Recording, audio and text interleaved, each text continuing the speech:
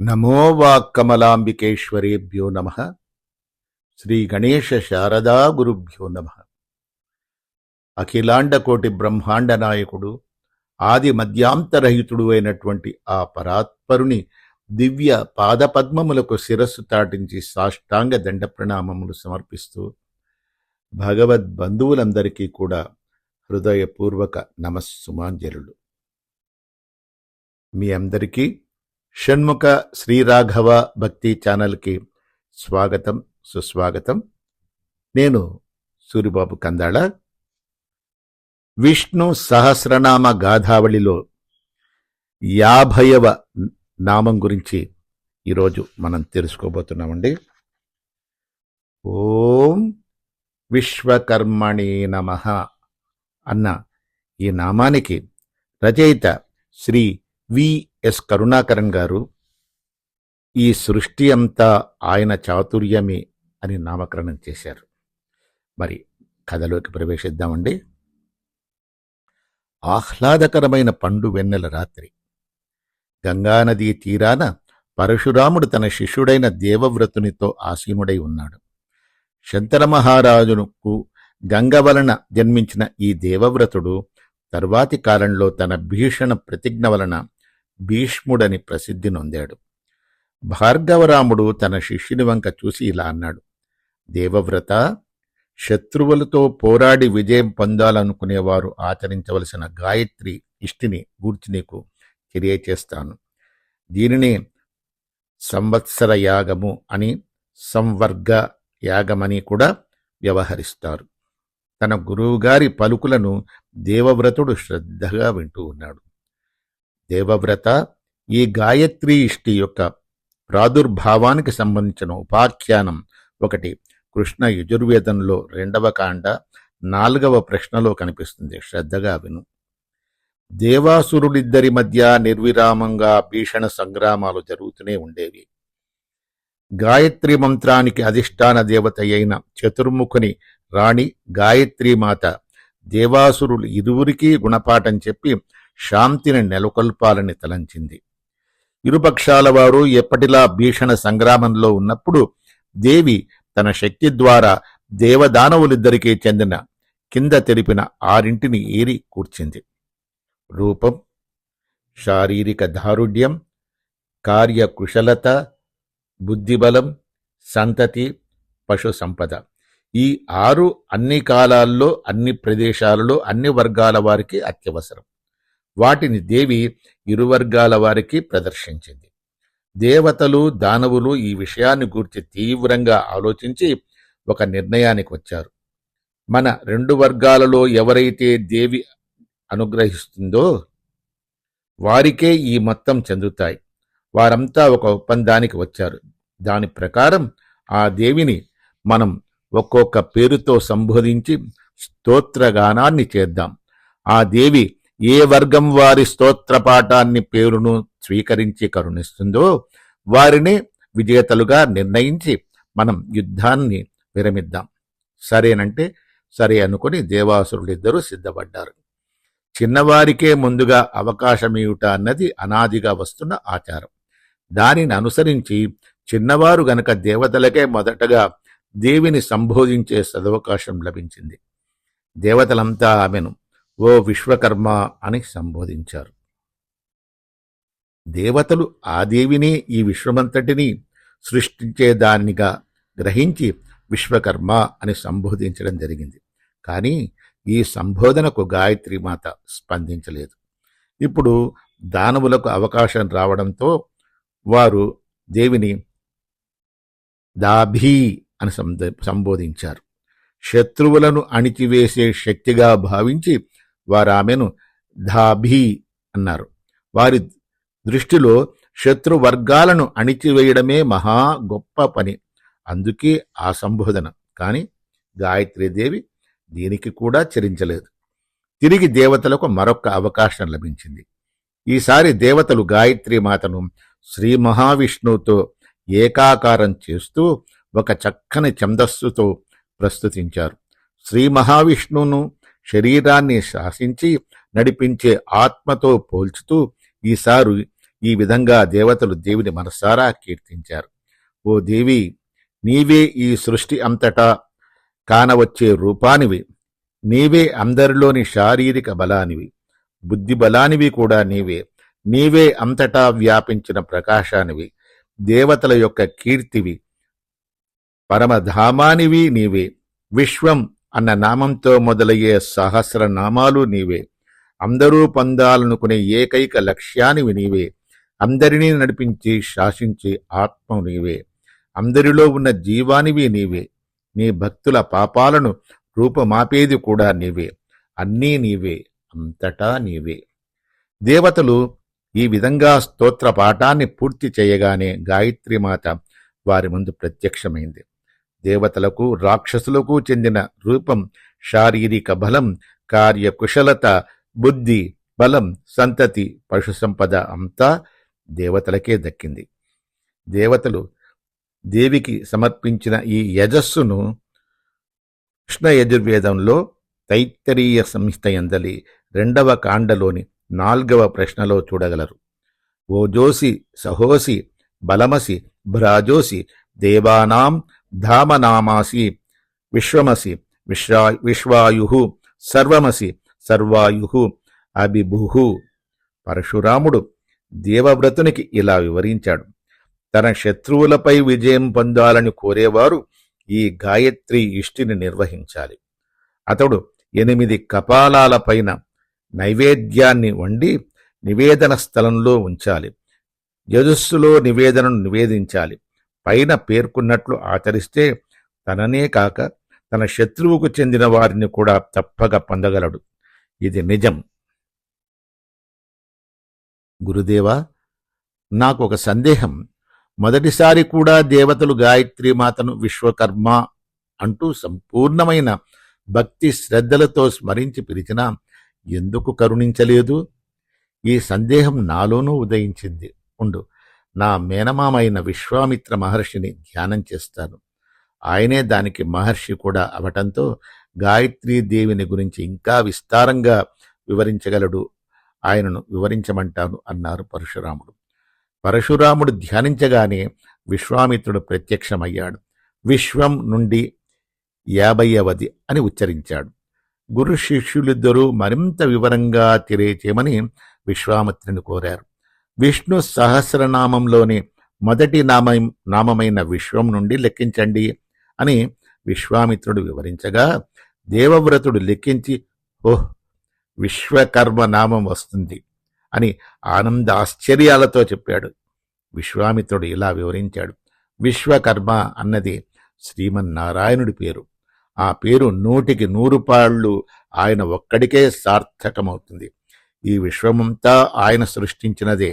ఇదంతా ఆయన కౌశల్యమే. ఈ విశ్వాన్నే కాదు, సృష్టికర్త అయిన చతుర్ముఖ బ్రహ్మను సైతం సృష్టించింది ఆయనే. సృష్టికర్త తన ఆత్మరూపంలో ఉండే ఈ విశ్వకర్మ అనే దివ్య శక్తి ప్రేరణ వలనే సృష్టి భారాన్ని వహిస్తూ ఉన్నాడు. అంటే చతుర్ముఖుని ద్వారా సృష్టి జరుగుతూ ఉన్నా సృష్టింపజేసేది ఆ విశ్వకర్మ ద్వారానే. నిరుక్తిలో ఈ విధంగా ఉంది.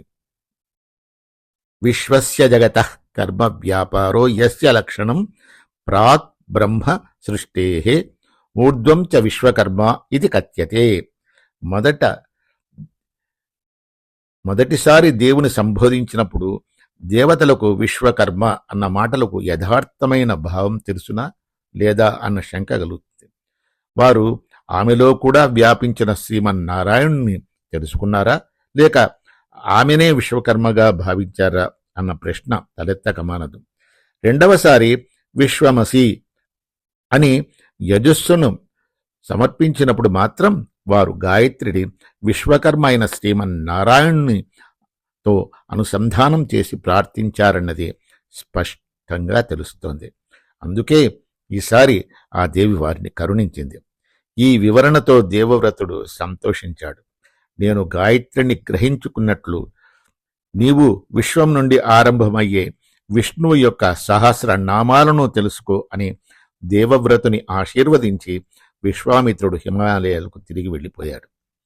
ప్రియమైన భగవద్బంధువులారా, ఓం విశ్వకర్మణే నమః అన్న మంత్రోచ్చారణ ద్వారా గాయత్రి ఇష్టి ఫలితాన్ని మనం పొందవచ్చు.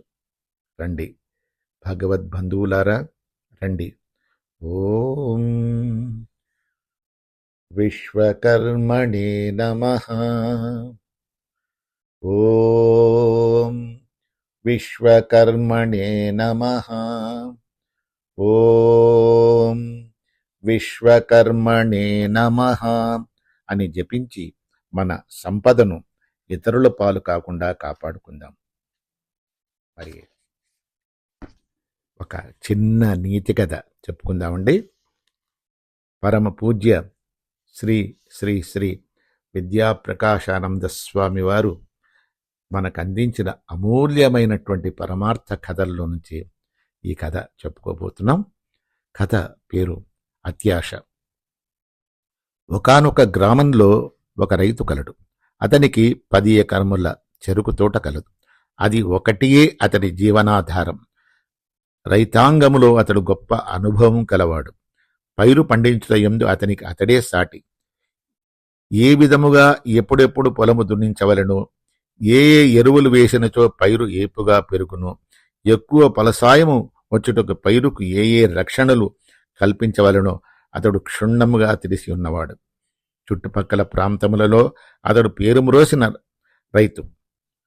ఎక్కువ ఆదాయం వచ్చు పంట అగుటచే అతడు చెరుకు పైరునే ప్రతి సంవత్సరము తన పొలంలో పండించుతూ ఉండెను. ఒక సంవత్సరము ఆ చెరుకు పైరు ఏపుగా పెరిగి చూచుటకు బహురమ్యముగా నుండెను. ఎరువులు విస్తారముగా వేయుట వలన గడలు లావుగా పెరిగి చూపరులకు ఆశ్చర్యము గొలుపుచుండెను. ఇట్లుండ ఒకనాడు ఆ రైతు ఉషకాలమున బ్రహ్మముహూర్తమున నిద్రలేచి తన చెరుకు తోట వైపునకు పోవుచూ ఉండగా ఒక తెల్లటి ఏనుగు ఆ తోటలోని చెరుకు గడలను కొన్నిటిని బాగుగా మేసి ఆకాశమునకెగసి క్రమక్రమముగా అంతర్ధానమైపోవటను గమనించాను. మరునాటి రోజు కూడా అట్లే జరిగినది. రైతు ఆశ్చర్యచకితుడై ఈ ఏనుగు ఎచ్చటి నుండి వచ్చుచున్నది, ఎచ్చటికి ఏగుచున్నది అని తెలుసుకున్న తలంచినవాడై ఒకనాటి రాత్రి అంతయు ఆ చెరుకు తోటలని నిఘా వేసి ఉండెను. అర్ధరాత్రి వేళ ఆకాశము నుండి ఆ తెల్లటి ఏనుగు క్రిందకు దిగుటయు, తెల్లవారుజామున చెరుకుగడలను భక్షించి తదుపరి ఆకాశమునకి ఎగిరిపోవుటయు గమనించాను. దాని నివాసస్థానమేదియో కనిపెట్టదలంచిన వాడై ఒకనాడా రైతు అది వెడలిపోవు సమయమున దాని తోక పట్టుకొనెను. అది పోయి స్వర్గలోకమున అతన్ని చేర్చెను. అప్పుడు లోకమున గల ఐరావతమే అది అని అతడు గమనించి చాలా సంతోషపడి ఆ లోకమున అచటచట చెల్లా చెదురుగా పడి ఉన్న బంగారమును మూటగట్టుకొని మరల అర్ధరాత్రి సమయమున ఆ ఏనుగు భూలోకమునకు దిగునప్పుడు దాని తోక పట్టుకుని భూతలమునకు వచ్చారు. ఈ ప్రకారముగా అతడు భూలోకమునకు తిరిగి వచ్చి ఆ బంగారమును దాచిపెట్టుకొని మహాశ్రీమంతుడై అలరారజొచ్చెను. ఆ గ్రామస్తులలో అతని సన్నిహిత మిత్రులు కొందరు అతని సౌభాగ్యమునకు కారణమేమని అడగగా రైతు జరిగినదంతయును పూసగుచ్చినట్లు చెప్పివేచెను. అది విని ఆ స్నేహితులు తాము కూడా స్వర్గమునకు పోయి బంగారము తెచ్చుకొని సంపదలతో తురుతూగదలించిన వారై మరుసటి దినము తెల్లవారుజామున తమ మిత్రునితో బాటు చెరుకు తోటకు పోయిరి. సరిగ్గా తెల్లవారుజామున ఆ ఏనుగు ఆకాశమునకు ఎగురుచూ ఉండగా తోట యజమాని దాని తోక పట్టుకొనెను. అతడు పైకి పోవుచుండగా అతని కాళ్ళు మరియొకడు పట్టుకొనెను. అతడు పైకి పోవుచుండగా అతని కాళ్ళు వేరొకడు పట్టుకొనెను. ఈ ప్రకారముగా దాదాపు 50 మంది ఒకరి కాళ్ళు మరియొకరు పట్టుకొని ఒక గొలుసు మాదిరిగా ఏర్పడి పైకి పోవుచూ ఉండిరి. దాదాపు కొన్ని మైళ్ళు పైకి పోగా అందొకడు ఏనుగు తోక పట్టుకున్న తన రైతు సోదరునితో, అన్నయ్య, ఇప్పుడు మనం ఎక్కడికి పోతున్నాం అని ప్రశ్నించగా, స్వర్గానికి అని అతడు బదులు చెప్పాను. స్వర్గంలో ఎంత బంగారం ఉంది అని ఆశాప్రేరితుడై అతడు తిరిగి ప్రశ్నింప, ఇంత ఉంది అని ఆ రైతు తన 2 చేతులను వేరుపరిచి చూపించాడు. ఆ వేరుపరచుటలో ఏనుగు తోకను వదిలివేయుట వలన అమాంతముగా అతడు క్రింద పడిపోవదొడగాను.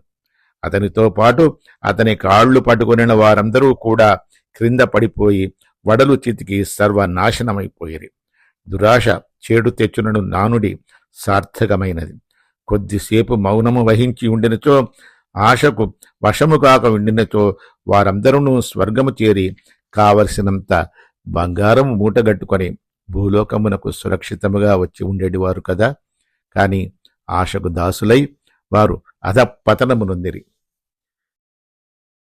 విద్యాప్రకాశానంద స్వామి వారు ఈ కథలో నీతి, మానవుడు ఆశా పిశాచమునకు లొంగక దానిని తన దరికి చేర్చక భగవంతుడిచ్చిన దానితో సంతృప్తిపడి వచ్చినవి దైవ సాక్షాత్కారం అయినదని పూర్తి చేసుకునడం మంచిది అని వారు ఈ కథలో మనకి నీతిని బోధించారు. ఆ మహనీయుని పాదపద్మములకు శిరస్సు తాటించి సాష్టాంగ దండ ప్రణామములు సమర్పిస్తూ, జై శ్రీమన్నారాయణ, జై శ్రీమన్నారాయణ, జై శ్రీమన్నారాయణ, జై జై జై.